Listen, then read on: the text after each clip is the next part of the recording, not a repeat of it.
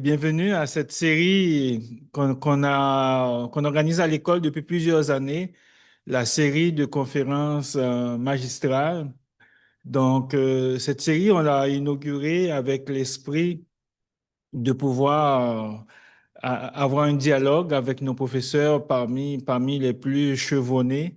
Ce sont des professeurs qui voyagent de par le monde pour essaimer leur science, mais qu'on n'a pas toujours l'occasion de rencontrer à l'école. Donc, cette série nous donne l'occasion de pouvoir les écouter. Et pour cette soirée, c'est vraiment un grand plaisir d'accueillir Lise Gauvin, qui est professeure titulaire au département de médecine sociale et préventive.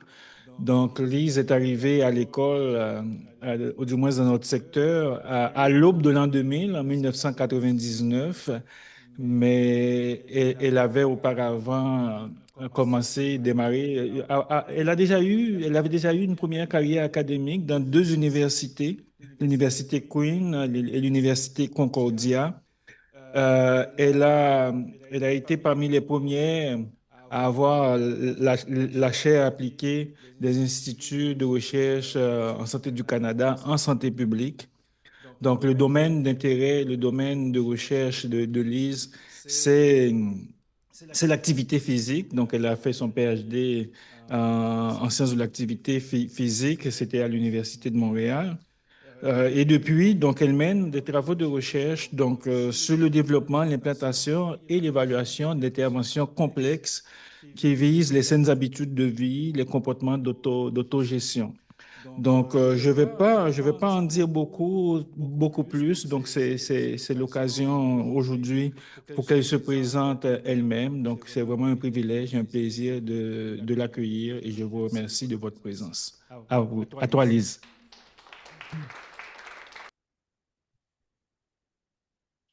Alors, bonjour à tous et bonjour aux personnes qui sont en ligne. Merci d'être là. Et surtout, merci de me donner l'occasion de parler de deux sujets qui me passionnent beaucoup. Un qui est l'activité physique et l'autre qui est celui de faire de la recherche. Alors, déclarer les conflits d'intérêts, j'ai pas de fonds de l'industrie, j'ai des fonds de recherche et je suis impliquée dans deux réseaux québécois qui sont subventionnés par le FRQ et aussi le réseau de prévention en cancer et le Canadian Spectrum Working Group du Marathon of Hopes. Et juste pour la petite histoire, les photos que j'ai prises, c'est toutes des photos qui étaient libres de droit sur Internet. Alors, vous avez entendu parler un petit peu de moi. Je vous invite à utiliser le code QR. Pour les personnes qui sont en ligne, je pense que vous pouvez photographier le code QR. Il y a une seule question. Vous savez un peu sur moi. J'aimerais en savoir un petit peu sur vous. Et je pense que Emmanuel va mettre dans le clavardage du Zoom le lien pour répondre à la seule question.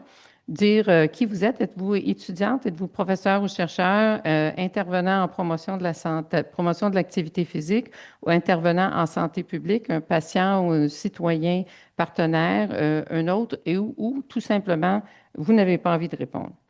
Pour les réponses, c'est 53 personnes qui ont répondu. Alors, voici qui vous êtes, principalement des étudiants, quelques professeurs, des intervenants en promotion de l'activité physique et des intervenants en santé publique. On n'a pas de patients citoyens partenaires. Peut-être qu'il y en a d'autres qui se joindront. Quelques personnes qui ont dit qu'il y avait d'autres fonctions.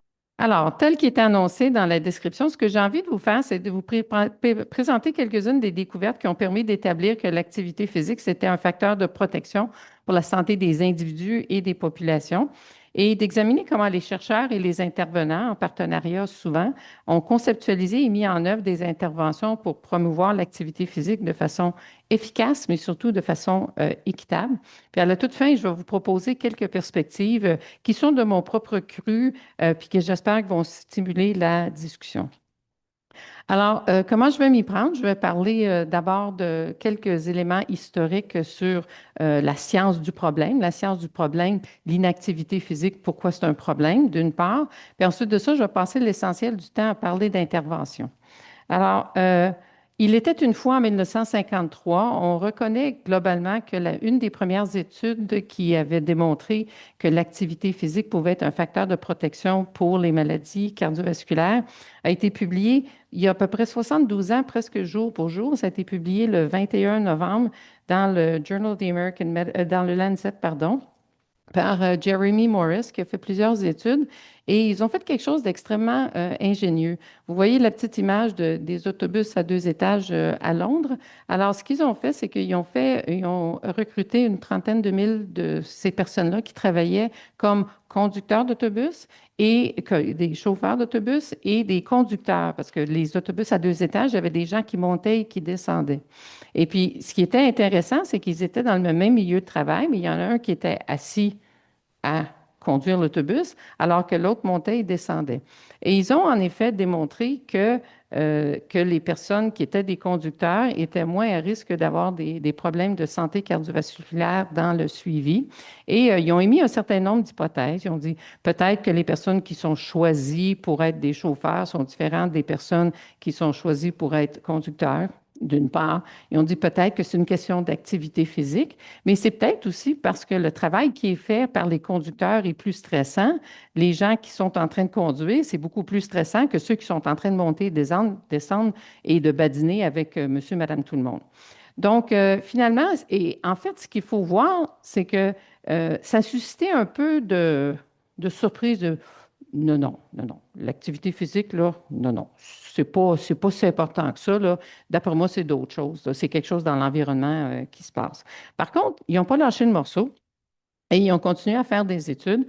Et d'autres personnes sont embarquées dans cette aventure-là de faire des études pour comprendre quelles étaient les adaptations aiguës à un épisode d'activité physique et quelles étaient les adaptations au fait de faire de l'activité physique de façon chronique. Et tout ça a cumulé, donc 40 ans, sur une période de 40 ans, il y a eu énormément d'études qui ont été faites en physiologie de l'exercice pour dépatouiller de quelle façon l'activité physique et différentes doses d'activité physique pouvaient se répercuter comme facteur de protection. Et ça a culminé en 1996 par la publication d'un rapport qui était le rapport du Surgeon General des États-Unis qui faisait état de la science qui était sous-jacente à un fait qui est maintenant reconnu comme étant avéré. Et ce qu'on a fait dans ce document-là, c'est qu'on a fait des consultations scientifiques au niveau international. On a examiné les données qui portaient sur la dose d'activité physique et la réponse au niveau de la santé, tant au niveau des individus que la population. On a documenté les adaptations aiguës et chroniques à l'activité physique. Les effets sur la santé physique, on commençait juste à documenter les effets sur la santé mentale aussi. On a documenté les pratiques et les tendances actuelles à l'époque de 1996 et on a tenté aussi de commencer à comprendre pourquoi les gens faisaient de l'activité physique ou pourquoi ils n'en faisaient pas. Et ce qu'il faut savoir, si on se transpose en 1996, ça a été un moment d'un enthousiasme. Tout le monde s'est précipité sur ce rapport-là. Tout le monde en parlait. L'énergie, l'enthousiasme étaient palpables, alors qu'avant, les gens disaient, ben non, activité physique, regarde, là, on va aller jouer au ballon, là, mais c'est juste ça, là. Il n'y a rien de plus, il y a rien de plus que ça. Alors, ça a été le coup d'envoi pour le fait qu'on commence à parler d'activité physique. Et actuellement, il y a très peu de gens qui vont douter de la valeur ajoutée de l'activité physique. Donc, c'est une avancée qui est intéressante.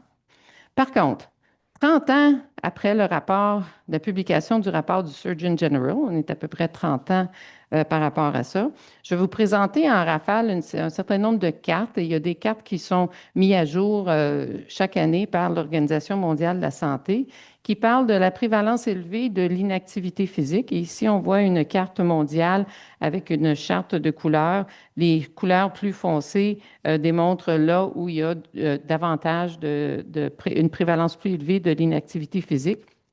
Alors ici, on présente ce qui se passe pour les hommes. C'est pire chez les femmes. Donc ça, c'est une inégalité qui est documentée. Si on regarde chez les enfants de 11 ans à 17 ans, on voit un peu le même pattern.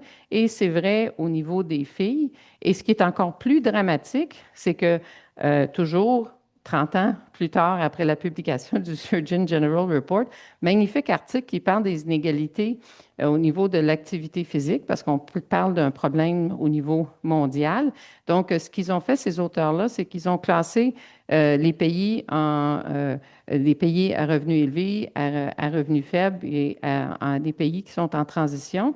Et ce qu'on voit sur le graphique, c'est que quand on est dans les pays industrialisés et riches et les pays en transition ou moyen, c'est que plus les inégalités augmentent dans les pays, plus on a de, de l'inactivité physique. Donc, ça, c'est la proportion de personnes qui sont inactives. La ligne rouge, c'est les femmes et les lignes bleues, ce sont les hommes. La ligne noire qui est dans le milieu, c'est ce qu'on voit dans la population quand on combine les hommes et les femmes.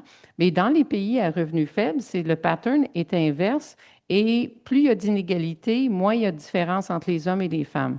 Donc, il y a certainement des éléments qui se passent qui sont intéressants et importants et on continue à documenter, ce qui est déjà une bonne nouvelle parce que quand Jerry Morris a fait son étude, des données populationnelles comme ça, on n'en avait pas. Et maintenant, on a des données qui sont au niveau national, au niveau provincial, au niveau régional. On a moins au niveau local et j'y reviendrai dans quelques minutes. Alors, pourquoi, avec la quantité de données probantes qu'on a sur les bienfaits de l'activité physique, comment se fait-il que la population n'est pas plus active? Bien, on est dans les problèmes classiques des défis de la prévention des maladies, de la promotion de la santé. Et je vous présente quelques idées qui sont mises en relief par Harvey Feinberg dans le JAMA, où dans les faits, c'est que quand on fait quelque chose de bien en prévention, en activité physique, bien, il ne se passe rien. C'est difficile. La prévention, ça ne suscite pas de drame, donc ça n'attire pas forcément l'intérêt. Les bénéfices se produisent seulement après un long moment. Vous savez, même les premières études, c'est après plusieurs décennies qu'on voyait des impacts. Les recommandations, ça ne fait pas toujours consensus et on l'a vu aussi pendant la pandémie. Quand les recommandations évoluent, ça pose des défis qui sont particuliers. Et finalement, les intérêts commerciaux peuvent être aux antipodes avec les objectifs de prévention. On le voit moins pour l'activité physique de loisir, mais on va peut-être le voir un petit peu plus pour l'activité physique de transport. Un autre élément, c'est qu'il y a une façon de penser la prévention des maladies, la promotion de la santé qui est particulière et ça revient toujours de l'article de Feinberg. Les approches curatives, on identifie une pathologie, on essaie de restaurer la santé, on fait la promotion de services individuels et il y a une prédominance d'interventions qui sont dites qui sont cliniques. Alors que quand on utilise des approches qui sont préventives, on essaie plutôt d'identifier les risques, de réduire les risques, de comprendre la responsabilité populationnelle. Puis, on se fonde surtout sur des approches qui sont comportementales ou des approches qui sont sociétales. Et je me permets de rajouter un commentaire qu'on a souvent entendu Marie Lambert, feu Marie Lambert, nous faire, c'est que devant les mêmes risques, on n'est pas tous égaux. Donc, ça, il faut s'en rappeler et on va le démontrer. Et donc, ce qu'on a vu, c'est qu'après la publication de 1996 du Surgeon General Report, c'est que les chercheurs et les intervenants se sont agités. Et si on continue sur la ligne du temps, puis je vous invite à aller voir le deuxième almanach qui a été produit par le Global Advocacy Council on Physical Activity, où j'ai mis des ronds rouges, c'est qu'il y a eu de très, très, très nombreuses publications où les gens ont dit, ben voici ce qu'on doit faire pour s'assurer que la population soit plus active. Donc, on en a vu tout au long de la première décennie de l'an 2000, puis je reviendrai sur la Charte de Toronto qu'on a publiée en 2010. Je vous expliquerai où ça s'insère là-dedans. Et maintenant, on est rendu en 2018. L'Organisation mondiale de la santé a lancé son plan d'action mondial 2018-2030 pour promouvoir l'activité physique. Et on peut bien s'imaginer qu'au moment où a publié sa première étude, Jeremy Morris, il ne pouvait pas s'imaginer que que 65 ou 70 années plus tard, il y aurait un plan mondial pour lutter contre ça, et j'y reviendrai. Mais tout ce foisonnement d'idées et d'approches et de choses, ça a créé une diversité d'approches, puis on ne sait pas trop qu'est-ce qui a donné, qu'est-ce qui a eu un impact, puis qu'est-ce qui n'en a pas eu. Donc, de mon cru, je vous propose de penser l'évolution de la promotion de l'activité physique en quatre genres de phases. Et donc, avant 2000, on était beaucoup dans les approches dites individuelles. Vers l'an 2000-2001, on a commencé à parler des environnements favorables et on est toujours dans cette phase-là. Et ça ne veut pas dire qu'on a laissé tomber les approches individuelles, mais on essaie de les combiner. Ensuite, vers l'an 2006, on s'est plongé davantage dans les interventions complexes et plus récemment, on s'est intéressé à des approches qui sont systémiques. Et je vais essayer de parler de l'accent qui est mis dans ce type d'intervention-là et je vais vous présenter des interventions, des activités de recherche qui ont été faites, qui ont été réalisées par des gens ici dans notre unité à l'École de santé publique, parce que je trouve que c'est le fun, parce qu'il y a eu des chercheurs, des professeurs qui ont collaboré et des étudiants aussi. Donc, dans les approches individuelles, on se disait, pour augmenter la pratique de l'activité physique, ce que l'on doit faire, c'est on doit améliorer les connaissances, on doit rendre les attitudes par rapport à l'activité physique beaucoup plus positives, il faut changer les croyances, puis il faut renforcer les intentions, c'est-à-dire il faut que les gens veulent en faire de l'activité physique. Et je vous présente, je fais un petit clin d'œil à ma collègue Louise Potvin, qui est là, une des premières publications sur lesquelles on a travaillé ensemble. On s'est intéressé à la prévalence d'un concept qui s'appelle les stages of change, les stades de changement pour l'activité physique, dans un ensemble de tout près de 5000 parents d'enfants qui étaient dans des classes de quatrième à sixième année, puis qui participaient à l'important projet, le projet québécois de démonstration en santé du cœur. Et en fait, les stades de changement, c'était une façon de penser le fait d'adopter ou de ne pas adopter des activités physiques. Ça avait commencé dans le domaine du tabac, où on essayait de dire que les gens passaient à travers des stades de précontemplation, contemplation, préparation, action et ainsi de suite. Et pour décider d'adopter une nouvelle habitude de vie. Et ce qu'on a documenté ici, c'est que les personnes qui résidaient en milieu rural avaient une probabilité plus élevée d'être dans un état cognitivo-émotif, donc d'avoir une intention plus forte puis une attitude plus positive par rapport à l'activité physique, étaient donc dans un stade d'action par rapport aux personnes qui vivaient dans des milieux urbains ou des milieux de banlieue.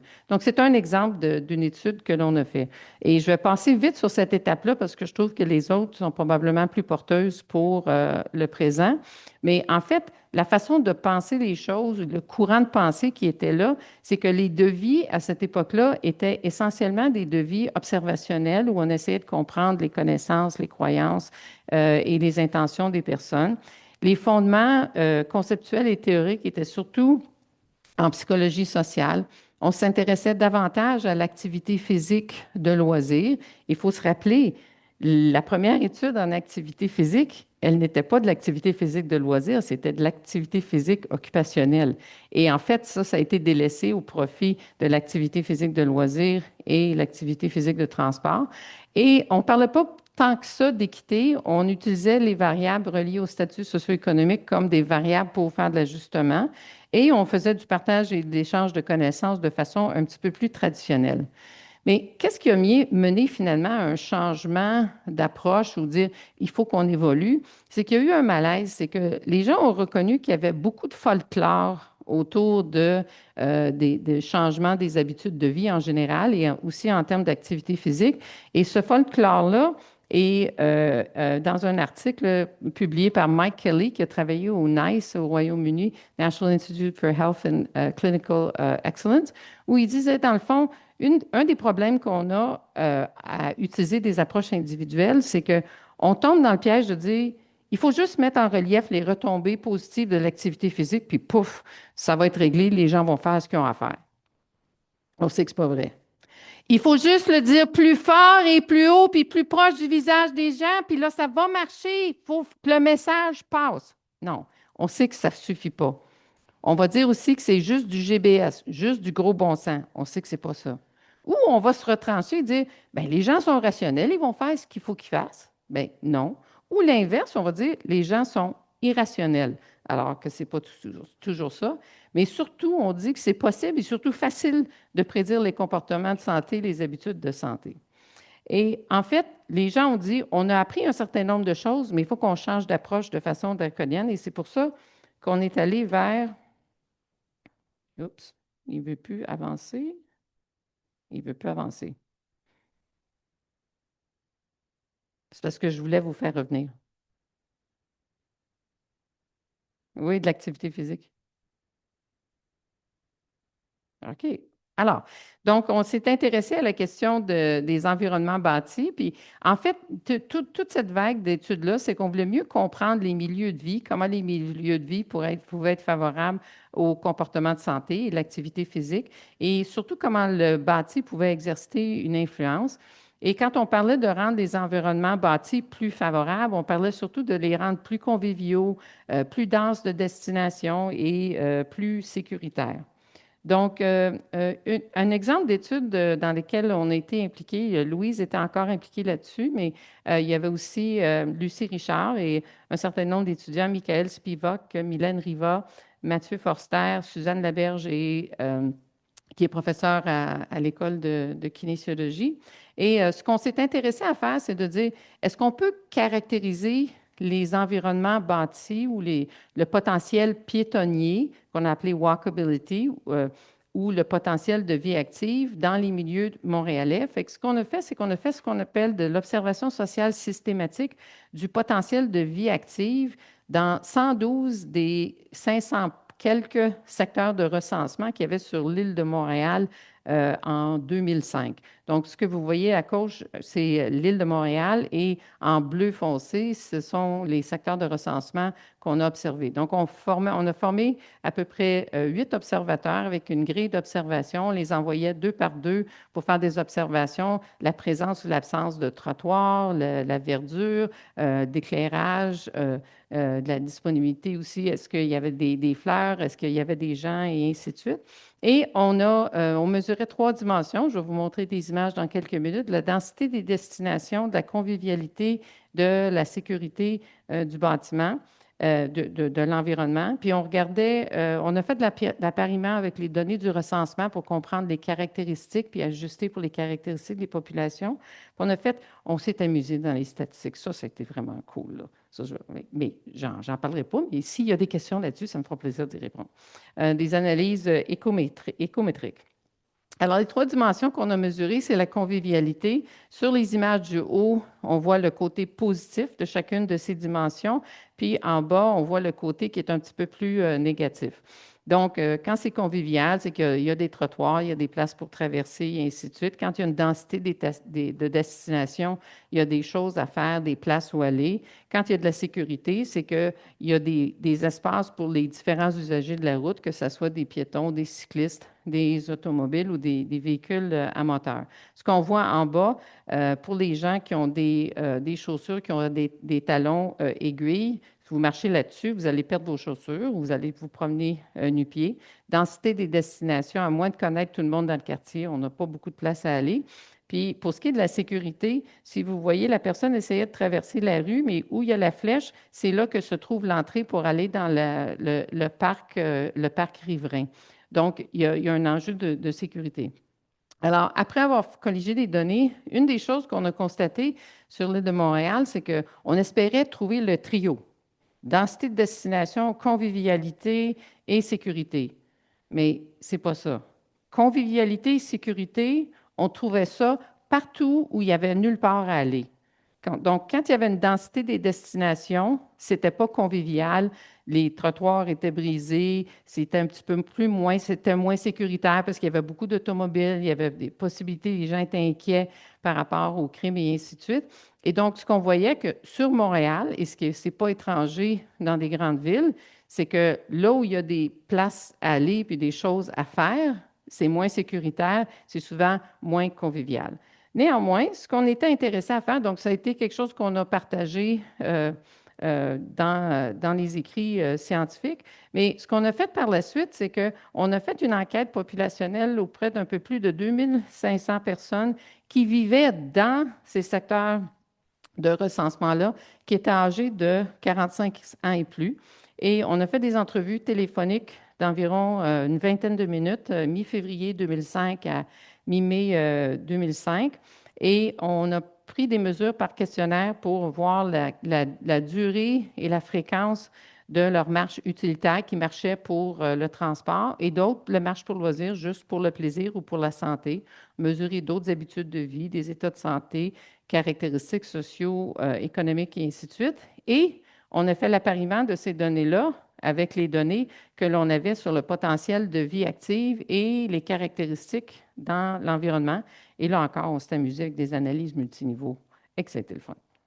Alors, juste pour vous dire, c'est que à l'époque, ce qu'on a constaté, c'est qu'on était capable de regarder que pour la marche utilitaire, il y avait seulement un petit peu plus que 10 des personnes dans l'ensemble des 2500 personnes qui marchaient au moins 30 minutes pour 7 jours par semaine.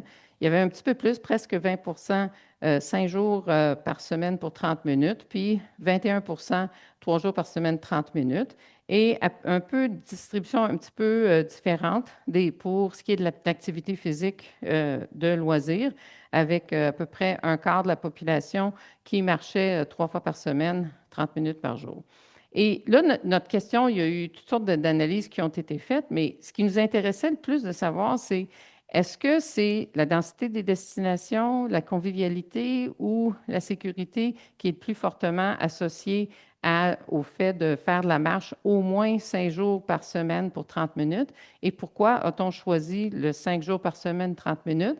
C'est parce qu'à l'époque, on disait que ça prenait 150 minutes d'activité physique modérée pour retirer des bienfaits santé. Donc, c'est pour ça qu'on a utilisé ce critère-là.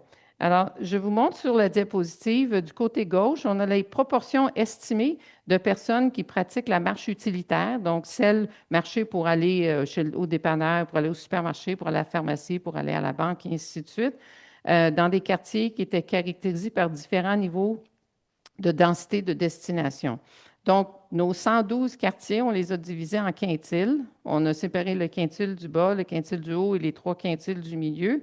Et ce qu'on voyait, c'est que les personnes qui vivaient dans le quintile supérieur de densité de destination, il y avait des probabilités beaucoup plus élevées de marcher 5 jours par semaine pour 30 minutes par rapport aux personnes qui vivaient dans les quintiles du milieu où le quintile le plus faible, c'était marginalement significatif. Par contre, la marche de loisirs n'était pas du tout associée à la densité des destinations du tout. Et ce qu'on a vu, que ce n'était pas associé non plus à la sécurité et la convivialité. Donc, les gens disent, on va déménager en campagne, on va s'en aller loin, on va être capable de faire beaucoup d'exercices.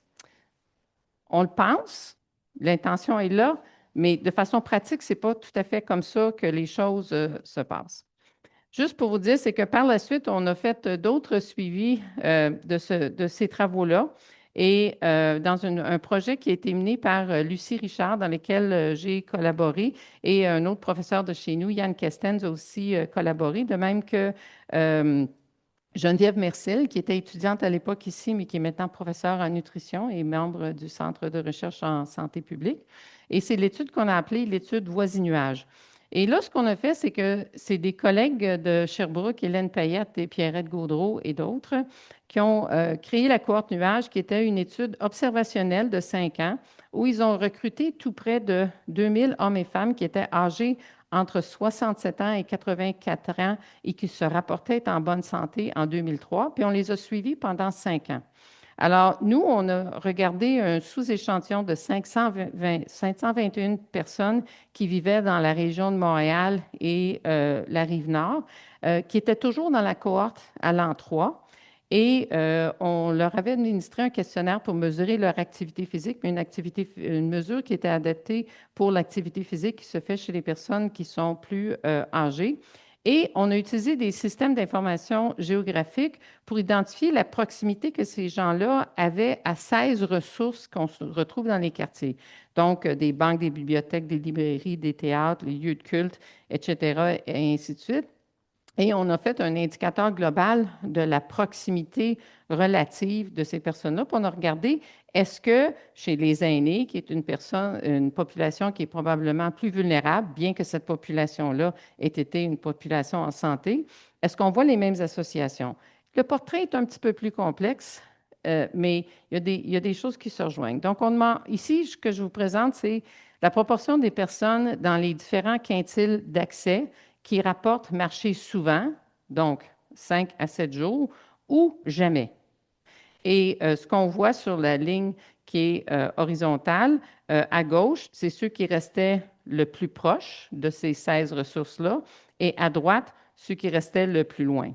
Et ce que l'on constate, c'est sur les lignes bleu foncé, les personnes qui restaient le plus proches des 16 ressources, c'est les personnes qui rapportaient marcher souvent, donc de 5 à 7 jours. Donc, juste une question de fréquence.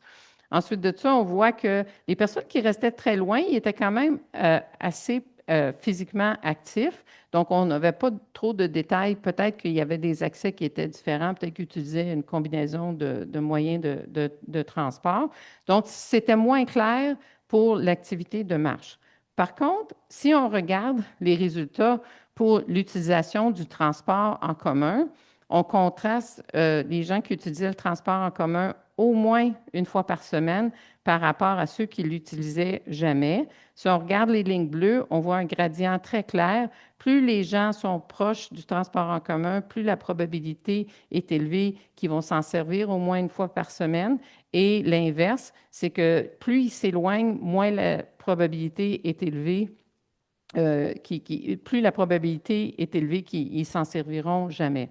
Donc, on a appris un certain nombre de choses sur les environnements et ce type d'études-là avec des systèmes d'information géographique, bien que c'était très novateur, puis on graffinait pour savoir, pour être capable de s'en servir, maintenant, il y a beaucoup de gens qui ont de l'expertise là-dedans et on essaie d'intégrer davantage ce type de données dans ce qui se passe. Donc, la façon de penser dans cette deuxième vague, c'est que on a continué à faire des études observationnelles, mais qui étaient vraiment un peu différentes, c'est-à-dire qu'on essayait de faire de l'appariement de données avec des données spatiales puis des systèmes d'information géographique qui rajoutaient une puissance importante. Et les fondements conceptuels, on n'était plus dans la psychologie sociale, on était davantage dans des conceptualisations en géographie, en urbanisme, en transport. Et on s'est intéressé davantage à l'activité physique de transport parce qu'on a dit, ça, c'est la façon de faire bouger les personnes. Et il y a eu davantage de préoccupations par rapport à l'équité parce que quand on utilisait des données de recensement et des systèmes d'information géographique, d'emblée, on avait des données qui étaient plus complètes sur les caractéristiques des populations. Et le transfert de connaissances s'est fait de façon plus importante parce que les gens qui travaillaient en urbanisme étaient d'ores et déjà en contact avec les municipalités pour faire leurs travaux.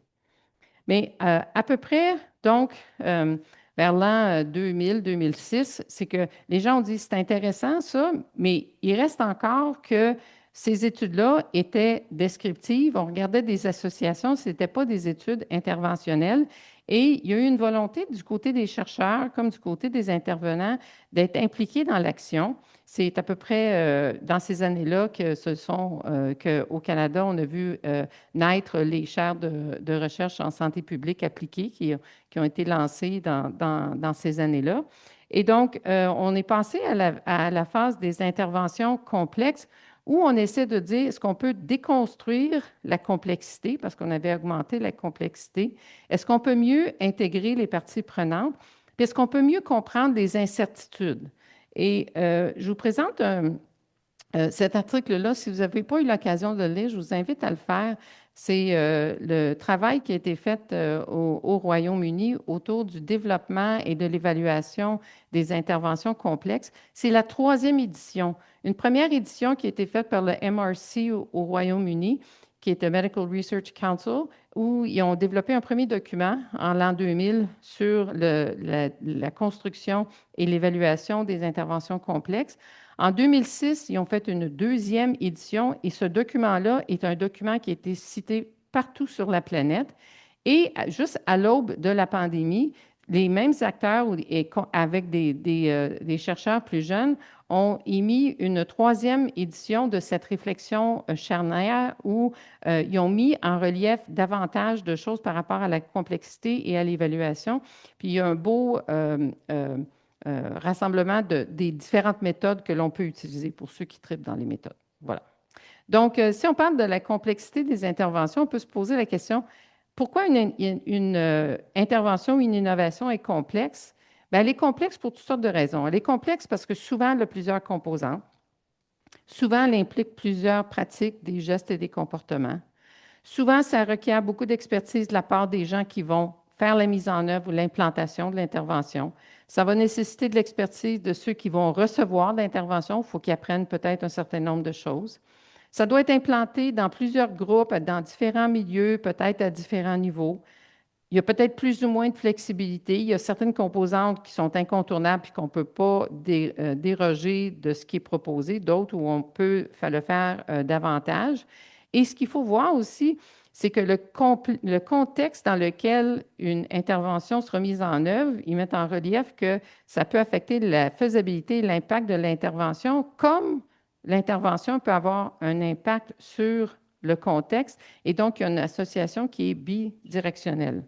Puis pour ce qui est des incertitudes, autre élément qui surgit, c'est que c'est sûr que quand on fait de l'évaluation d'une intervention, une des premières questions que l'on va se poser, c'est celle de l'efficacité. Quel est l'impact global de l'intervention? Quelles composantes vont certainement fonctionner? Quelles composantes vont planter? Ça ne marchera pas du tout. Mais ce qu'ils ont permis de mettre en relief, c'est qu'il y a toutes sortes d'autres questions d'évaluation qui sont peut-être plus importantes pour les gens qui sont en train d'implanter les interventions. Et j'en mentionne quelques-unes tout en disant que ce n'est pas exclusif. La portée. Qui va embarquer? Qui n'embarquera pas dans l'intervention? Qu'est-ce qu'on peut faire pour mieux embarquer les gens dans l'intervention? On sait que plusieurs interventions en activité physique, c'est les gens qui sont physiquement actifs qui vont se prévaloir des ressources plutôt que ceux qui ne sont pas physiquement actifs. L'acceptabilité. Est-ce que l'intervention est perçue comme étant appropriée? Est-ce que certaines composantes rebutent les gens? Parlons de l'installation des pistes cyclables. Est-ce qu'il y a une polarisation là-dessus? Je pense que oui. OK? La mise en œuvre. Quelles composantes d'intervention vont être livrées telles qu'elles ont été conceptualisées? Lesquelles vont être rejetées? Lesquelles vont être laissées de côté? Et pourquoi, par quel processus ça va se faire?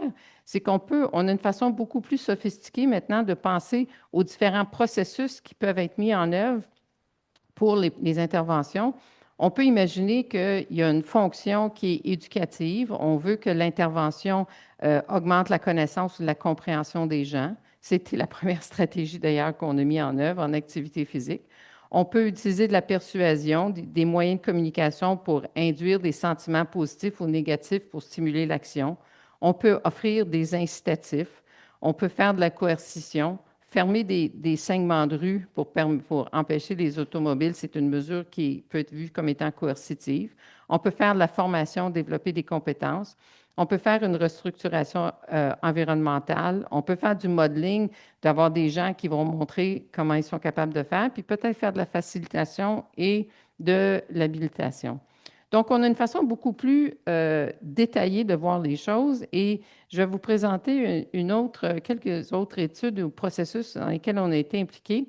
Un de nos étudiants, qui est maintenant professeur à l'Université de la Saskatchewan, Daniel Fuller, avait entendu parler qu'il y aurait des Bixi à Montréal, des vélos en libre service.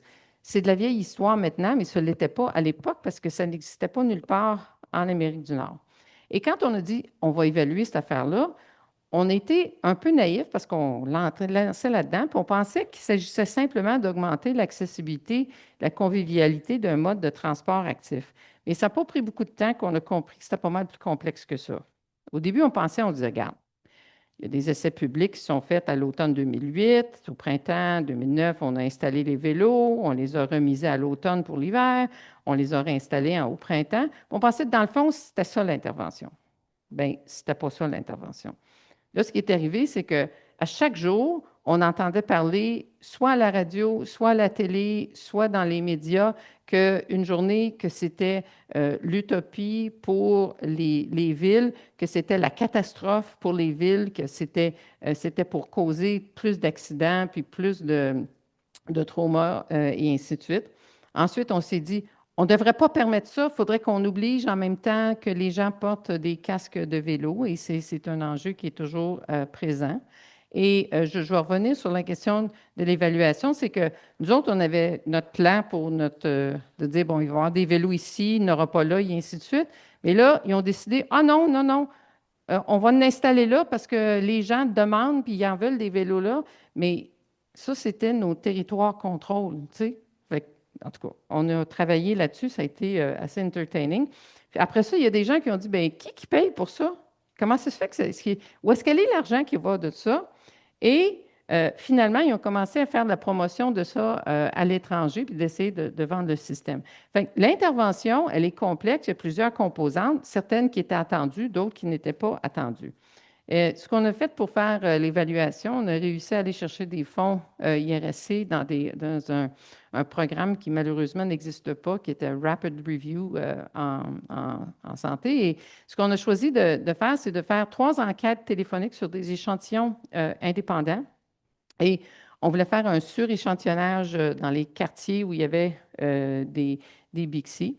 Puis on voulait regarder la pratique du vélo et le risque de collision et de quasi-collision. Donc, le devis apparaît là. Quelques résultats. Alors, ici, toujours l'île de Montréal.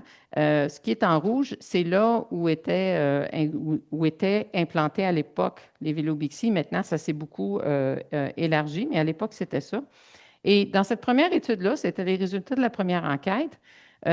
Ce qu'on constatait, c'est que la prévalence on demandait aux gens, avez-vous entendu parler de Bixi? Puis après ça, si les gens qui avaient entendu parler, l'avez-vous essayé? OK.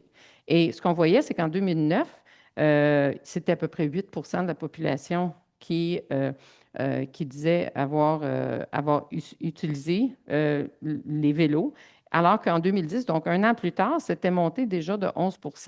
Donc, on parle d'une augmentation assez considérable. On estime que ça représente 128 000 Montréalais et 176 000 Montréalais. Et il ne faut pas oublier que c'était seulement des gens qui résidaient à Montréal qui faisaient partie des enquêtes. Des gens sur la rive nord, la rive sud, on n'allait pas les chercher. Les visiteurs, les gens qui viennent visiter la ville, on ne les sondait pas non plus. Ce qui est intéressant, aussi, on s'est posé la question pour l'utilisation, bien entendu, sans surprise, là où il y avait des Bixi, dans les quartiers où il y avait des Bixi, la prévalence d'avoir essayé le Bixi était beaucoup plus élevée, était à peu près à 14,8 donc presque 15 alors que dans les endroits où il n'y avait pas de Bixi, donc c'était seulement à peu près 6,2 de la population. Par contre, le 6,2 puisque c'était un territoire qui était beaucoup plus grand, ça représentait un nombre plus important de Montréalais que la place où il y avait les Bixi. Et ça, on ne parlait pas d'efficacité, on parlait de portée. Qui se sert de ça? Donc, on a exploré cette chose-là. Ensuite, on a regardé au bout de 2 ans, on était intéressé, on demandait aux gens leur pratique de vélo dans chacune des enquêtes. C'était des enquêtes qui étaient indépendantes. Et ce qu'on a constaté, ça a été publié dans le American Journal of Public Health, c'est que c'est seulement au bout de 2 ans qu'on avait une augmentation qui était statistiquement significative de la probabilité de faire du vélo. Ça a pris 2 ans avant que ça se produise. Et évidemment, on ne peut pas l'attribuer strictement à la présence de Bixi parce qu'il y a toutes sortes d'autres choses qui se sont passées en même temps. Il y a eu tout le mouvement d'encourager les gens à faire du vélo. Il y a eu des pistes cyclables et ainsi de suite. Mais les gens ont trouvé ça quand même intéressant et utile. Et ça a amené à d'autres études qui ont été menées par Daniel Fuller et Megan Winters, qui est à Simon Fraser. Mais par rapport aux iniquités et aux inégalités sociales de santé, on a une étudiante à la maîtrise qui s'est intéressée à regarder est-ce qu'on sait si ça existe, le Bixi ou non? Donc, une des premières questions qu'on posait, avez-vous déjà entendu parler des vélos Bixi? Donc, les gens disaient oui, non, puis ensuite aussi, on enchaînait avec d'autres choses. Donc, elle s'est centrée sur cette question-là. Et ce qu'on voit à l'horizontale, c'est printemps 2009, automne, ensuite saison 1, automne 2009, puis saison 2, automne 2010. Donc, les lignes pointillées, ça représente des personnes qui sont à proximité des Bixi, donc qui sont plus proches des Bixi. Je pourrais vous parler de l'opérationnalisation, ça, c'est une autre question, mais c'est ceux qui étaient plus proches.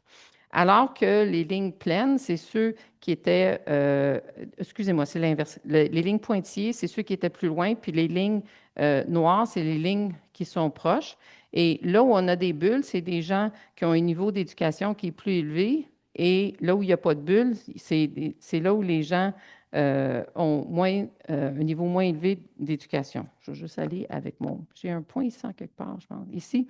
Donc, ce qu'on voit ici, c'est que pour les personnes qui ont une éducation qui est moins, euh, ils ont une bonne proximité, mais qui ont une éducation plus faible, même au bout de la saison 2, il y a une proportion assez élevée, à peu près 15 des personnes, tu leur dis, avez-vous entendu parler des vélos Bixi? Puis ils disent non.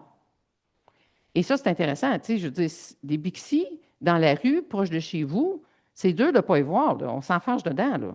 Tu sais, et donc, c'est intéressant, mais dans son mémoire de maîtrise, Annie, ce qu'elle a regardé, c'est que pour se servir des vélos Bixi, il faut avoir une carte de crédit. Et souvent, ce n'est pas nécessairement l'éducation, mais c'est souvent l'accès à des moyens financiers. Donc, on a découvert un certain nombre de choses sur cette intervention complexe, mais au même moment, on a participé à une activité qui s'appelle le développement de la Charte de Toronto pour l'activité physique. Parce qu'on était en 2010 et ce qu'il faut voir, le Surgeon General Report était sorti en 96.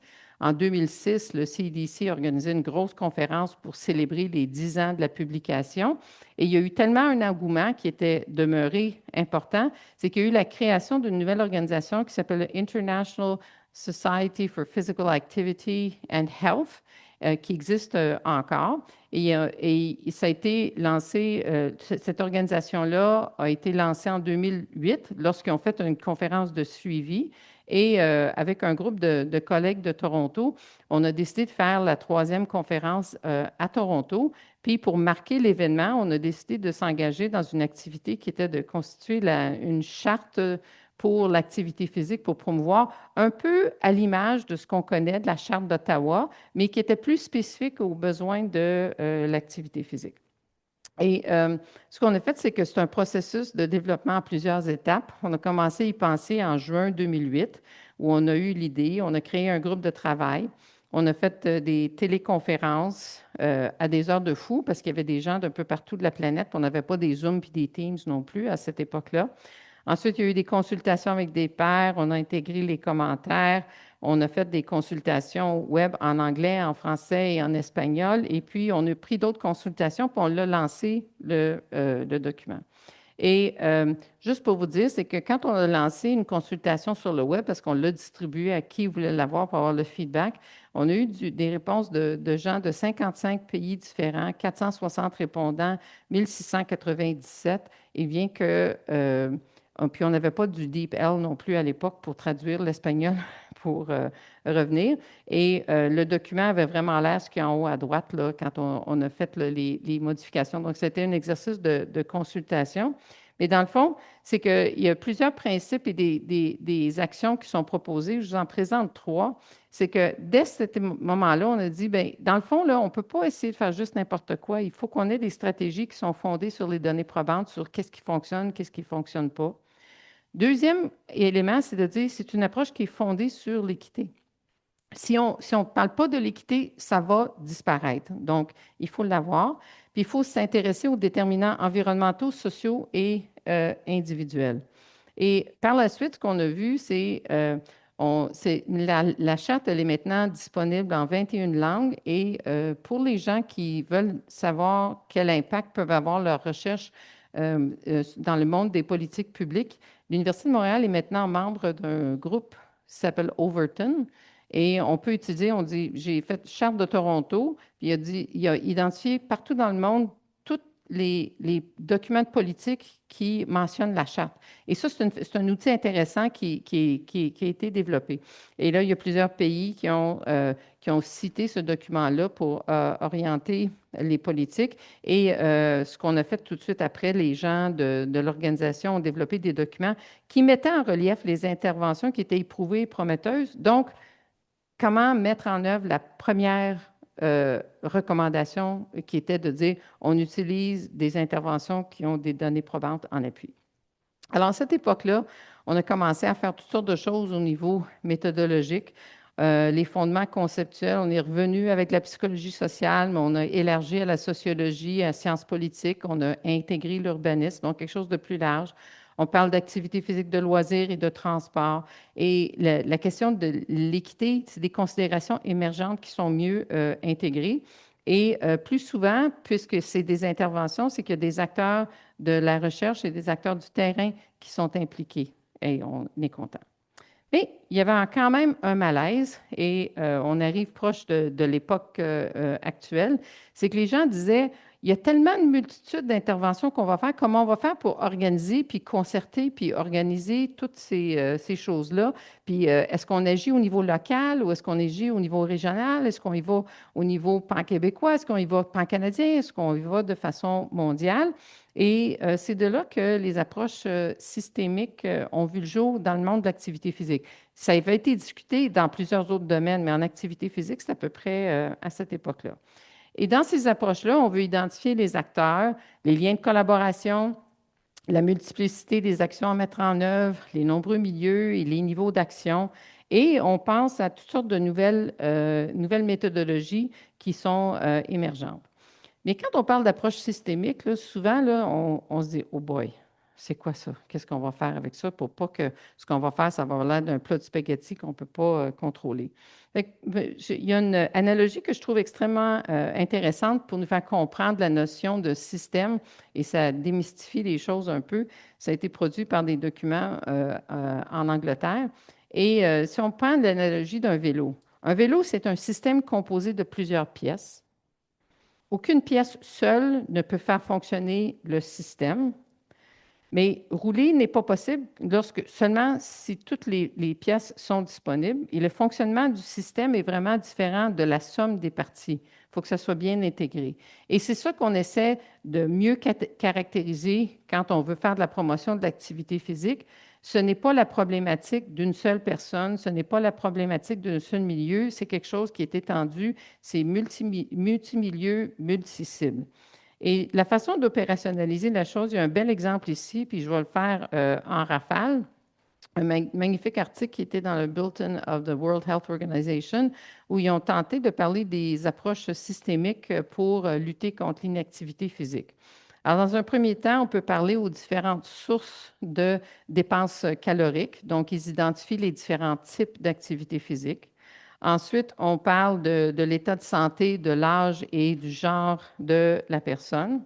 Ensuite, on va vers les variables qui sont du point de vue des facteurs individuels, ce qui est en bleu pâle. Ensuite, on va vers des facteurs de caractérisent du point de vue socio-économique, c'est le bleu encore plus pâle. Ensuite, ce qui est en blanc, ce sont des facteurs sociétaux. Et finalement, on y va avec des éléments qui sont associés avec le transport. Et dans les faits, c'est que si on veut, et ce qu'ils voulaient faire comme idée, c'est de faire la cartographie des différentes sources et actions. On était content. C'est bon? Vous? Oui, c'est à moi? Non, non, non, non, il y a quelqu'un qui a oublié une clé. OK, ben c'est bon. Quelqu'un qui a oublié. Je pensais que c'était les miens. Bon, c'est bien. Alors, en fait, si les gens qui sont intéressés, je me demandais si je parlais trop longtemps. Peut-être c'est ça le cas, mais bon. OK.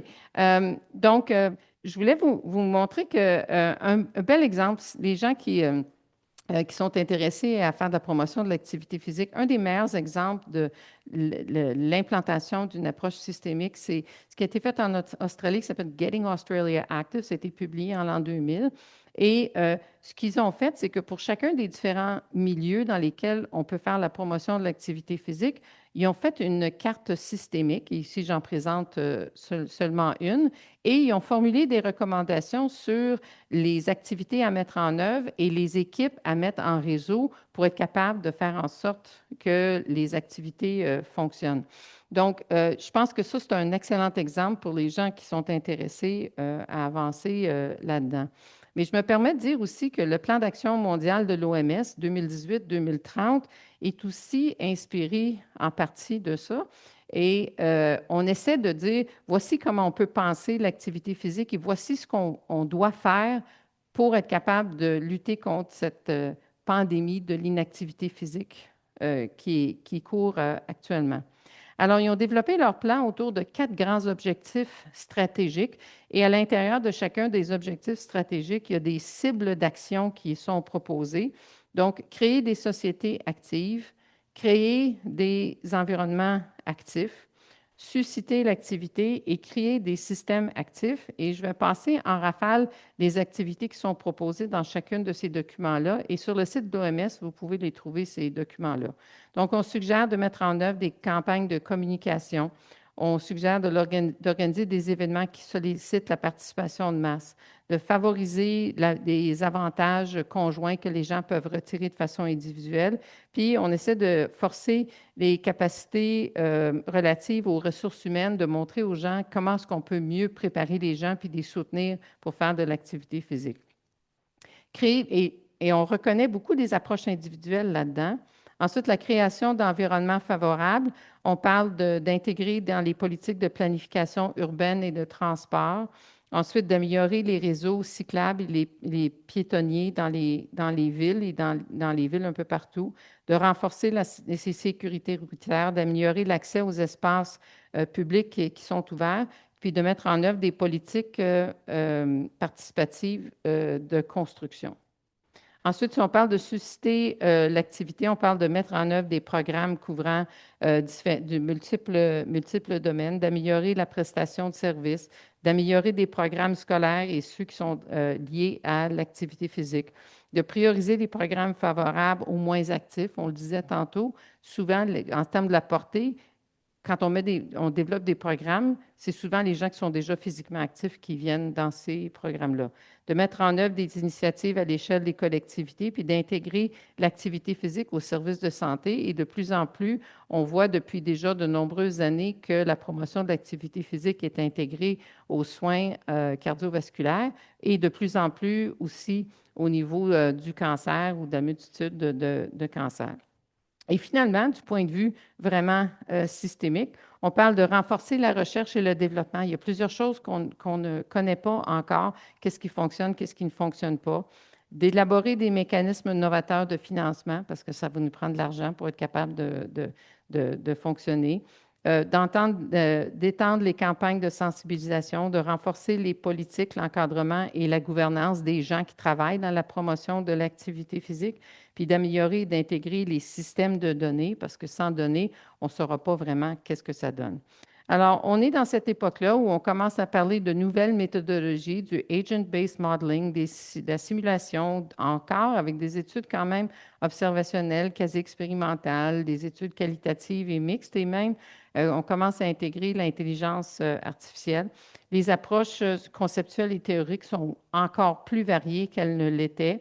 On parle d'activité physique, de loisirs, de transport et on parle aussi d'estimation de la dépense calorique parce qu'on sait qu'une partie de ce qui est important, ou surtout au niveau de la santé cardiovasculaire, c'est la dépense calorique. Ce n'est pas strictement ça, mais ça en fait partie. La question de l'équité devient omniprésente et il faut la garder de façon omniprésente. Et on parle du partage et d'échange de connaissances qui est intégral aux activités. Donc, j'en viens à la dernière partie de ce que j'ai à partager avec vous. On a l'impression que c'est comme ça que les gens ont passé d'une étape à l'autre. On se demande, on espère que le poisson s'enligne pour plonger dans l'eau au lieu de pour plonger à côté.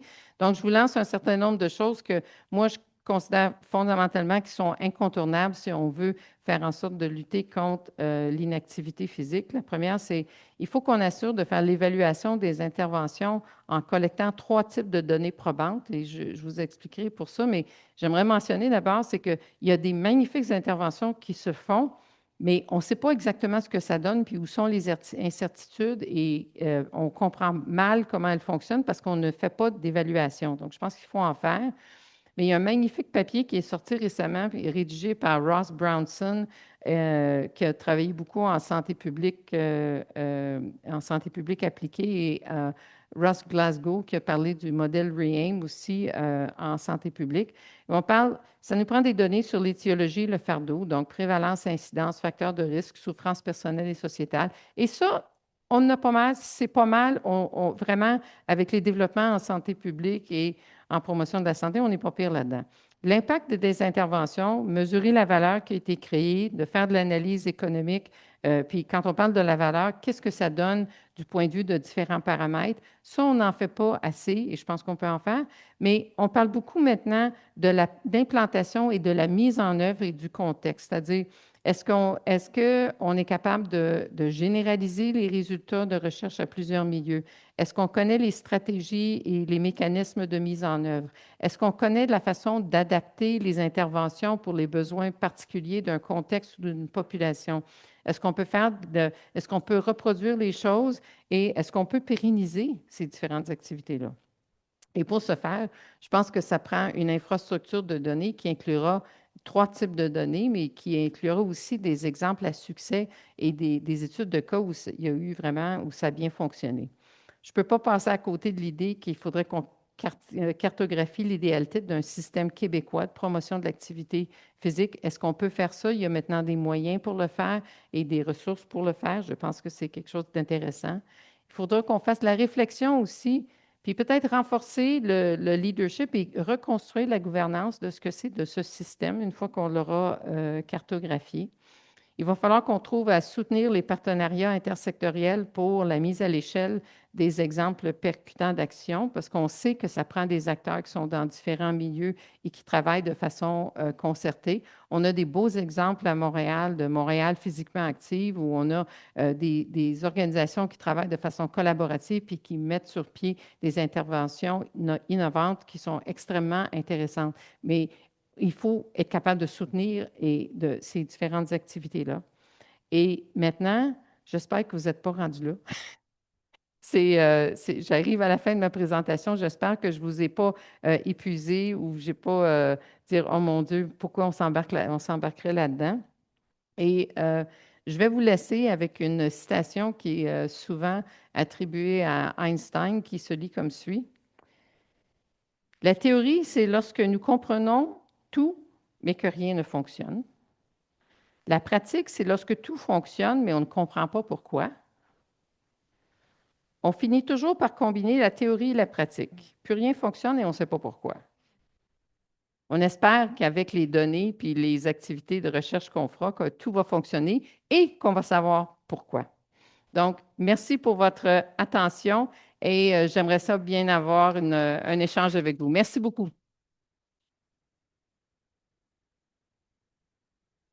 Si vous en avez le goût, je vous invite à regarder le code QR. On peut aller avec les questions. Je vous montrer, j'inviterai notre collègue à la technique de venir nous montrer les résultats. Mais en fait, je vous pose deux questions.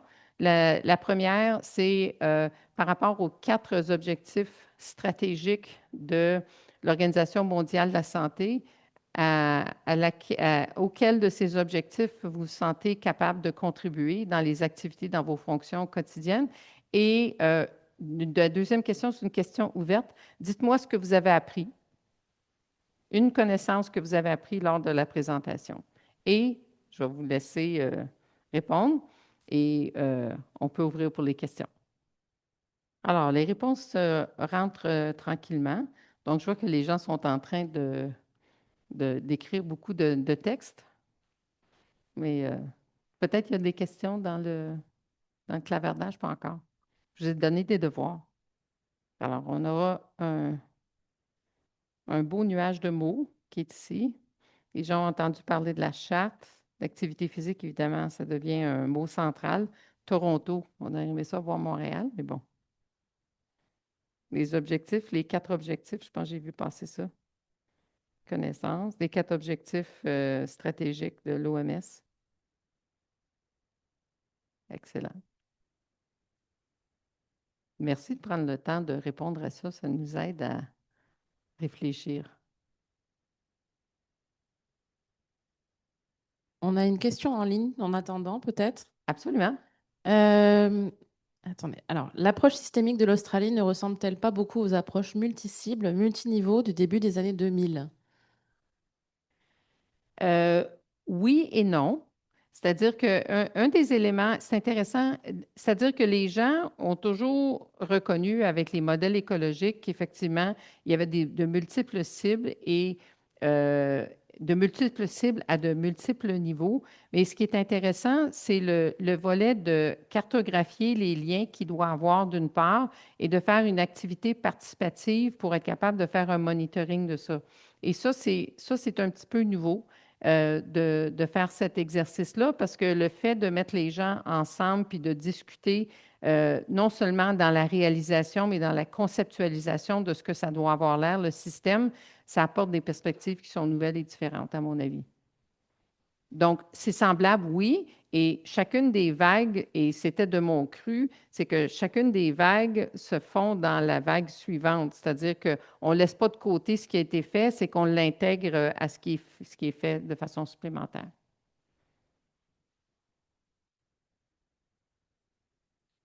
Il y a d'autres questions en ligne, si vous voulez. Ah, peut-être on peut alterner.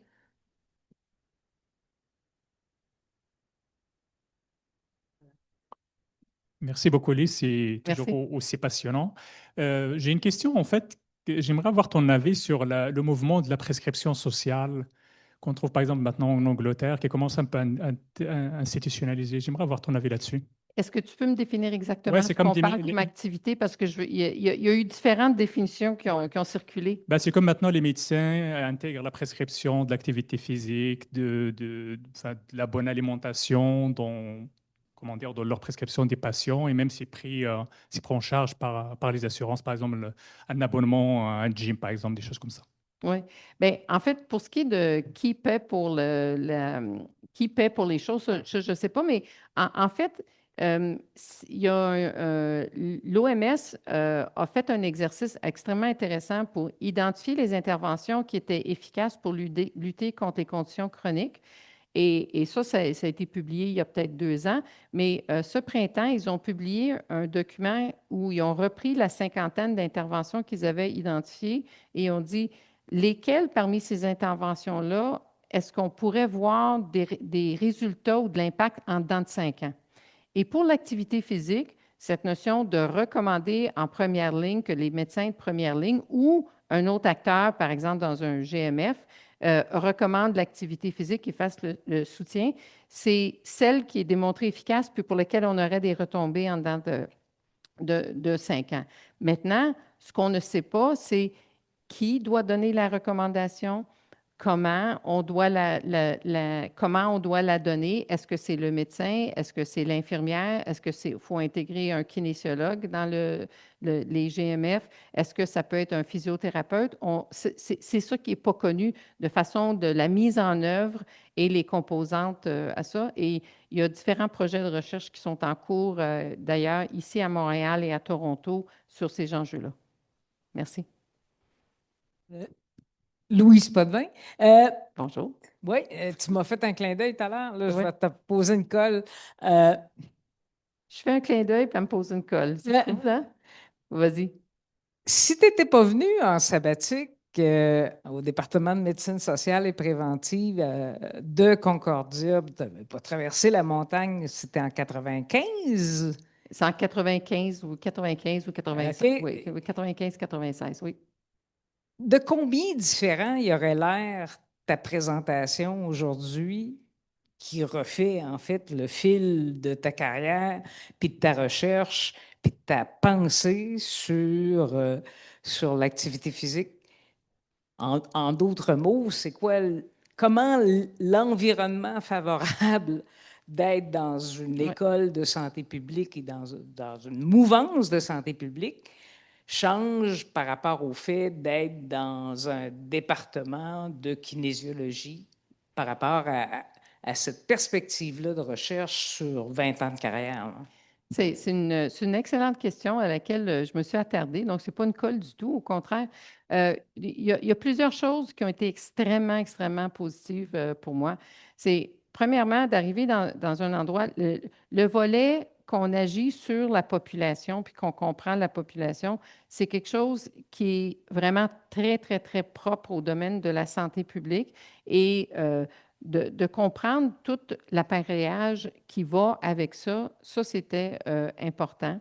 À l'époque où je suis arrivée aussi, c'était l'époque où les gens parlaient de Why are some people healthy and others are not et qu'on parlait beaucoup des inégalités sociales. Puis ensuite de ça, il y a eu les rapports de Michael Marmot et ainsi de suite. Le fait d'avoir la préoccupation pour les inégalités sociales toujours dans le travail que l'on fait, que c'est une partie intégrante, qu'on ne peut pas parler d'une problématique sans parler de ça. Ça a été un très grand plus. Je dirais que du point de vue de l'environnement, ce qui a été un très grand plus aussi, c'est la grande diversité puis la qualité du corps étudiant et du corps professoral avec lequel j'ai collaboré toutes ces années-là.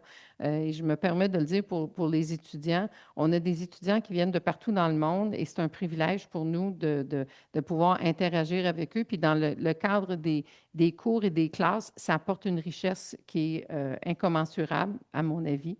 Donc, et puis évidemment, bien, les collaborations avec les collègues, d'être dans un endroit aussi, d'avoir la diversité, toi et moi et d'autres personnes, maintenant, c'est beaucoup plus large qu'on parle de prévention et promotion, mais de pouvoir entendre comment les gens réfléchissent, les politiques publiques, l'organisation des systèmes de santé, je trouve que c'est extrêmement porteur aussi comme milieu. Donc, ma carrière aurait été très différente parce que probablement qu'il y a tout un volet de recherche que j'avais commencé avant d'arriver à l'Université de Montréal qui était autour des retombées de l'activité physique pour la santé mentale, mais des individus et non des populations. Puis on utilisait des méthodologies particulières, experience sampling et ainsi de suite. Probablement que j'aurais continué dans ces activités-là, ce qui est pas inintéressant non plus, parce que moi, j'ai une vision extrêmement large de ce qui est la science et de ce qui nous intéresse. Donc, tout m'intéresse et il y a des choses qui m'intéressent plus, c'est juste ça. Donc, l'activité physique puis les méthodes. Merci pour la question. Oui, il y a encore beaucoup de questions. Qu'est-ce qui s'est amélioré dans l'activité physique au niveau populationnel depuis les années 90 et quelles sont les priorités pour les prochaines années? Je vais commencer par les priorités. Je pense que les priorités, c'est la mise en œuvre de ce qu'on a si on parle d'une mise en œuvre au Québec, la mise en œuvre des 4 objectifs stratégiques qui ont été proposés par l'OMS, de dire quelle est la façon dont on va faire la mise en œuvre de ça et quelle est la façon dont on va évaluer. Parce que un des rêves que j'aurais, c'est qu'on aurait un système de santé apprenant où chaque fois qu'on fait une intervention, c'est qu'on a des informations, des données, qu'on peut voir qu'est-ce qui a bien fonctionné, qu'est-ce qui n'a pas bien fonctionné, puis qu'on peut améliorer ce qui se passe. Qu'est-ce qui s'est passé depuis les années 90? Bien, en fait, j'aimerais ça, 1996, ça a été le moment où le Surgeon General Report est sorti et où tout le monde, il n'y a plus personne qui mettait en doute la question de l'activité physique. Donc, une des avancées, c'est qu'aujourd'hui, on n'a pas beaucoup à faire pour convaincre les gens que l'activité physique est importante. Si on demande, vous allez le voir, là, le 2 janvier, là, quand vous allez demander les résolutions des gens, là, il y en a beaucoup qui vont dire, ben moi, je vais être plus actif, là, je vais faire plus de sport. OK? Donc, puis ils vont moins manger de gâteaux, peut-être, en tout cas. Mais ça c'est Mais, et donc, ça, de ce côté-là, ça a été une avancée. Du point de vue des personnes qui font la promotion de l'activité physique, le fait d'avoir de façon très, très, très enthousiaste et volontaire que les gens ont compris que ce n'était pas si simple et qu'il faudrait qu'on le travaille, cette affaire-là, c'est une avancée qui était positive. Et on a encore du travail à faire, mais il y a déjà beaucoup de choses sur lesquelles on peut plancher.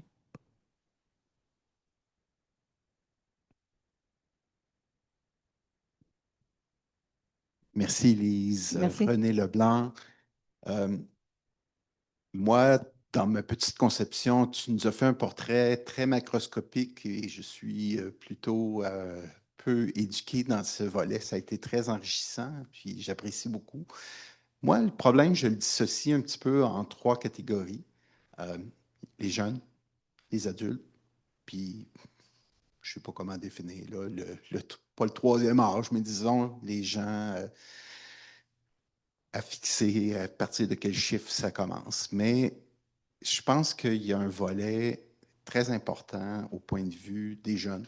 Puis, c'est un élément qu'on a l'impression, en tout cas pour ma part, que les jeunes, ben, c'est plus juste une impression, là, on le sait, les jeux vidéo, les tablettes, les cellulaires et tout, les jeunes ont perdu ce sens de l'activité physique. Les écoles n'ont plus le rôle qu'ils jouaient autant avant. Puis, je pense qu'il y a une stratégie spécifique relative aux jeunes. Les adultes, ben, c'est de les garder actifs pour qu'ils ne fassent pas juste métro, boulot, dodo. C'est qu'ils trouvent du temps, qu'ils prennent du temps, qu'ils arrêtent d'écouter Netflix puis qu'ils fassent un peu d'activité. Alors que le troisième âge, ben, le défi, c'est davantage de maintenir cette santé. On sait que les populations sont de plus en plus vieillissantes. Il y a aussi beaucoup plus d'isolement. Il y a des besoins de créer des liens, puis des sentiments d'appartenance, puis des collectivités, des clubs de marche, des clubs d'activité. Ça, c'est des choses qui existent. Mais je me demande justement comment qu'on peut approcher, est-ce qu'on doit avoir une vision globale ou il faut avoir une vision, ben, cette vision globale-là doit quand même aussi être subdivisée en plusieurs visions selon des groupes et des populations particulières. Alors, ce n'est pas vraiment une question, c'est plus une discussion, une constatation. J'aimerais que tu nous parles un peu de ces différents groupes d'âge-là, puis les stratégies, comment ils doivent être différentes. Merci.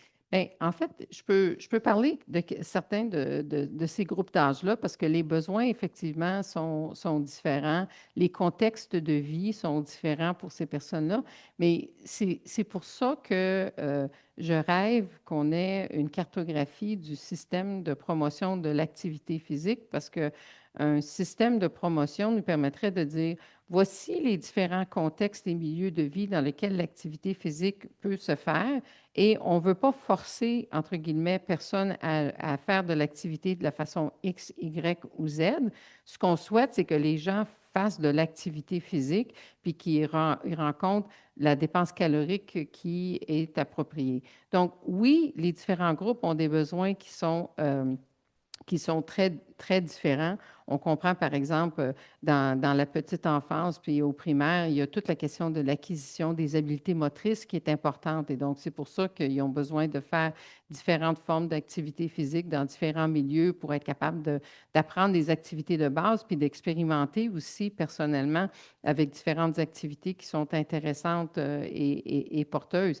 Quand ils deviennent plus vieux, adolescents, bien, peut-être qu'ils veulent se spécialiser ou peut-être qu'ils ne veulent pas se spécialiser, mais il faut qu'ils aient la liberté de le faire, puis il faut qu'ils aient les ressources pour être capable de s'engager dans ces différentes activités-là.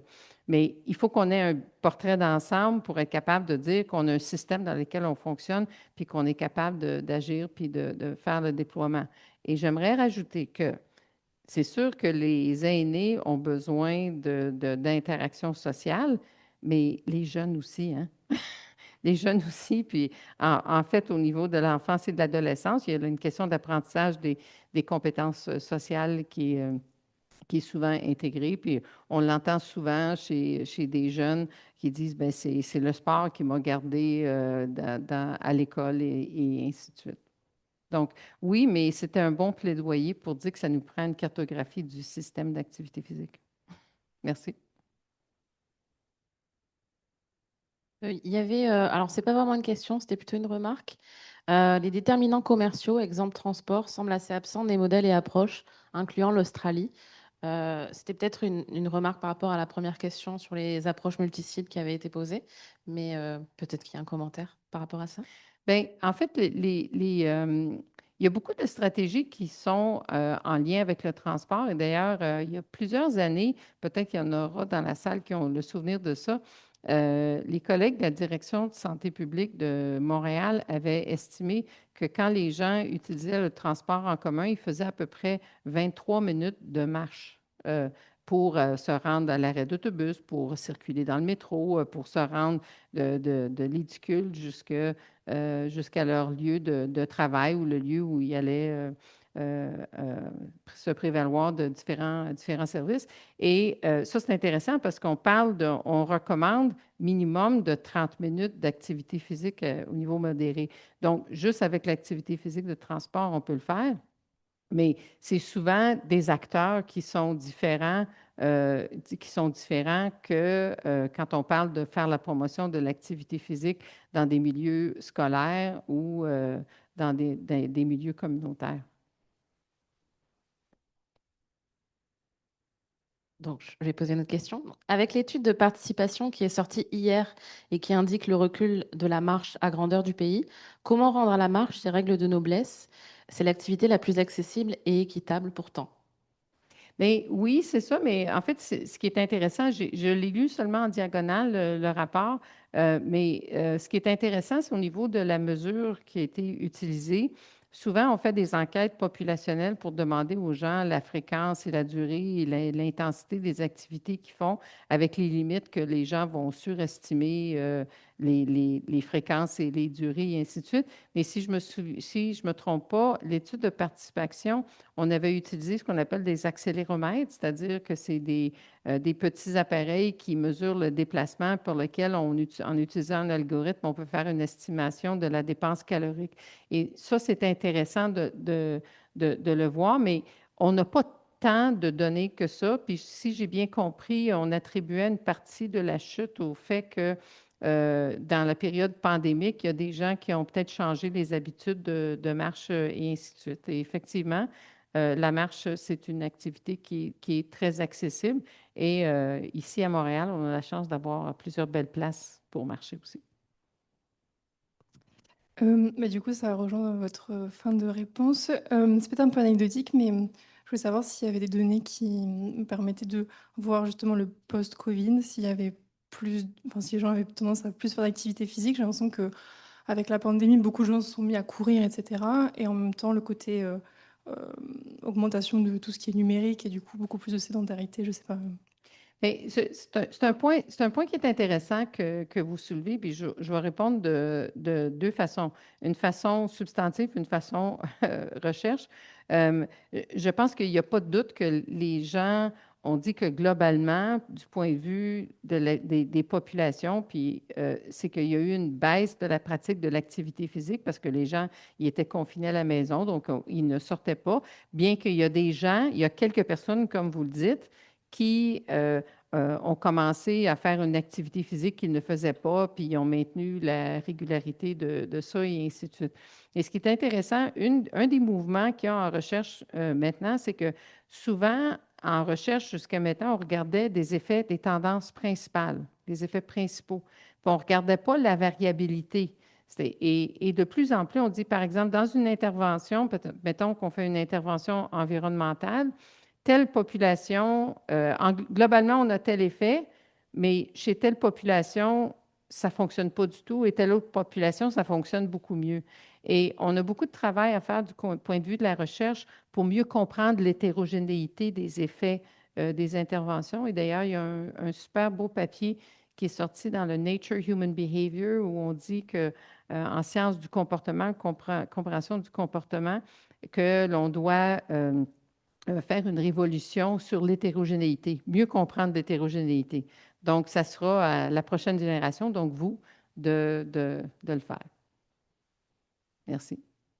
On va prendre une dernière question en ligne et une dernière question en présentiel. Excellent. Oui, merci. C'est Placide. Je reviens par rapport aux avancées qu'il y a dans l'activité physique, promotion de la santé, de l'activité physique. Effectivement, vous l'avez abordé depuis vos travaux de 2012. Mais je voulais plutôt revenir sur les données d'accessibilité de la population québécoise dans les milieux battus pour cette promotion. Alors, je voulais savoir, dans les milieux milieux battus par rapport à l'accessibilité des activités physiques. Les données ne suivent pas en termes de connaissances, tout le monde connaît que je dois faire l'activité physique pour prévenir les maladies cardiovasculaires. Mais les données d'utilisation de ces services sont toujours en dessous de 50%. Je sais que c'est presque 42% actuellement. Alors, la question c'était, est-ce qu'il y a-t-il des freins peut-être politiques ou institutionnels à la promotion équitable de l'activité physique? Ou alors, il faut penser peut-être, faut-il intégrer aussi la communauté dans la communauté elle-même dans la conception des programmes d'activité physique?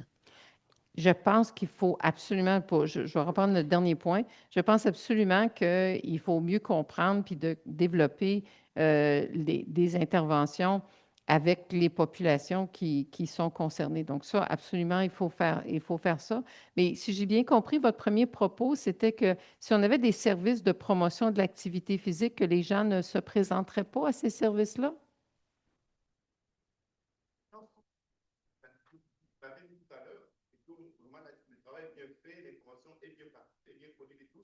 Mais pourquoi les gens n'acceptent pas ces services où il y a d'autres qui ne sont pas fréquentés sur place par Montréal? Oui. Pourquoi les gens n'utilisent pas les services? Ça, c'est la question à 2000 $ à laquelle il faut répondre. C'est qu'en fait, une des choses que l'on sait, c'est que les gens sont beaucoup plus orientés à éviter quelque chose de mal que d'aller vers quelque chose de positif. Et donc, on va essayer d'éviter d'avoir un problème plutôt que de dire on va faire quelque chose pour se faire du bien parce qu'on se dit on le fera tantôt, on le fera tantôt. Donc, il y a une propension plus importante à faire de remettre au lendemain. Et puis, c'est le défi, c'est que souvent, les impacts, on ne les voit pas de façon immédiate, on les voit de façon plus long terme. Et c'est pour ça qu'il y a tout un secteur de recherche qui s'est développé autour de quelles sont les retombées d'une pratique de l'activité physique aiguë? Qu'est-ce que les gens retirent quand ils font de l'activité physique? Donc, il y a des gens qui ont mesuré les états d'humeur, puis on a parlé, il y a été dans les années 80 et 90, on parlait ce qu'on appelle le runner's high, donc l'espèce d'euphorie que certains coureurs avaient quand ils avaient couru pendant 1 heure et demie et ainsi de suite. Mais même au niveau que si on n'était pas des marathoniens ou des gens qui pouvaient courir de longues distances, les gens rapportent tout un sentiment de bien-être important après avoir fait de l'activité physique dans la mesure, dans certaines conditions particulières, c'est qu'il faut que l'activité physique ne soit pas si difficile que la personne va s'effondrer, que c'est juste un petit peu en deçà de sa capacité actuelle. Et les gens et s'ils sont dans un environnement où il y a des interactions sociales qui sont positives, parce qu'on sait que, par exemple, on peut imaginer que des équipes sportives, que même s'ils font de l'activité, si la chicane est pognée, ça ne va pas bien. Donc, l'interaction sociale positive et des environnements, donc des environnements dans la nature qui sont positifs. Mais c'est pour ça qu'on a du travail à faire sur la façon de rendre ça plus facile puis de soutenir les gens là-dedans. Merci. Alors, je vais poser la dernière question en ligne. Je suis désolée, il y en a encore plusieurs, mais je vais devoir choisir. Comment est-ce que certaines disciplines comme les sciences comportementales peuvent-elles améliorer les interventions pour promouvoir efficacement l'activité physique à différents strates de la population, âge versus statut socio-économique versus genre? Oui.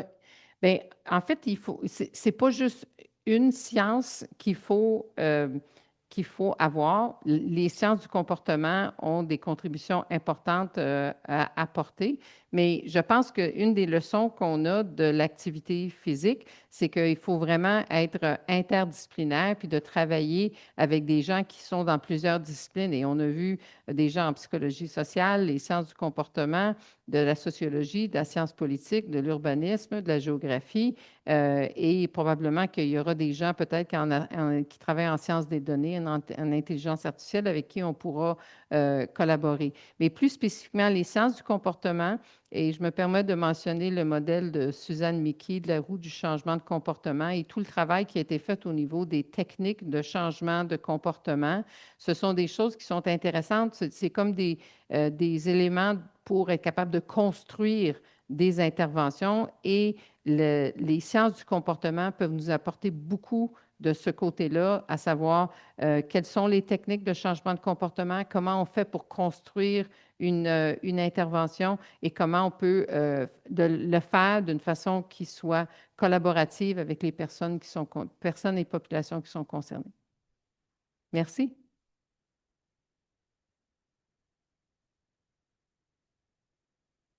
Merci d'avoir participé. Allez jouer dehors.